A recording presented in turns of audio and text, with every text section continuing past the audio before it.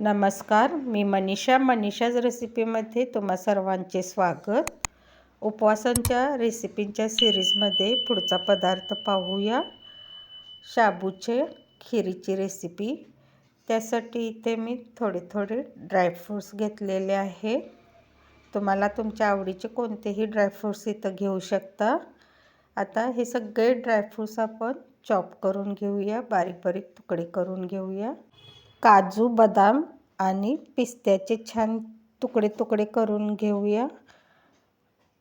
उपवासाची मी series चालू केलेली आहे. यामध्ये सफरचंदाची बर्फी, उपवासाचे आप्पे या छान रेसिपी मी अपलोड केलेल्या आहेत. माझ्या चॅनलवर जाऊन तुम्ही ह्या रेसिपी बघू शकता. आता सगळे ड्रायफ्रूट्स छान चॉप करून झालेले आहेत. एका भांड्यात आता 1.5 कप मी इथं दूध घेतलेलं आहे. दुधाला सतत हलवत एक उकळी काढून घ्यायची आहे. सतत हलवत राहायचं आहे, नाहीतर दूध खाली स्टीलच्या भांड्याला लागू शकतं. आता इथं दुधाला छान उकळी आलेली आहे. इथं मी पोहे खायच्या चमच्याने 5 चमचे शाबू भिजत घातला होता 1 तास अगोदर. शाबू छान भिजलेला आहे. आता दुधाला उकळी आल्यानंतर तो शाबू सगळा घालून घ्यायचा आहे आणि छान परत उकळी काढून घ्यायचं आहे आणि शाबू छान शिजवून घ्यायचा आहे. जसा शाबू शिजत जाईल तसा तो वरती तरंगू लागतो. पहा, शाबू वरती तरंगत आलेला आहे आणि खीर ही आपली दाट झालेली आहे. यामध्ये पाव चमचा वेलची पावडर मी घालून घेणार आहे आणि याला असं छान परत उकळी काढून घेणार आहे.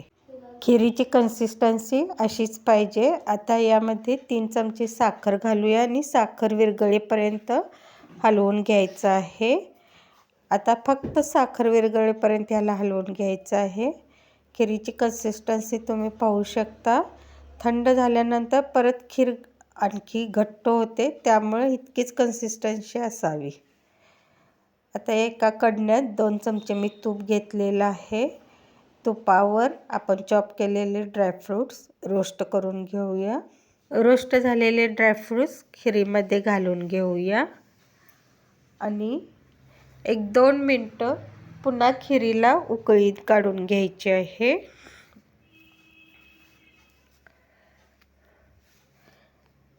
खिरीची कन्सिस्टन्सी तुम्ही पाहू शकता.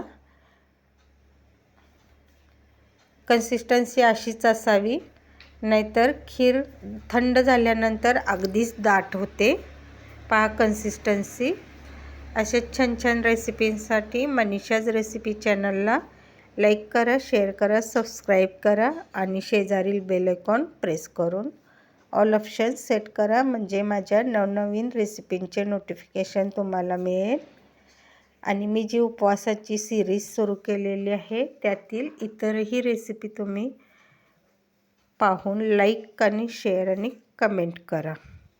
धन्यवाद.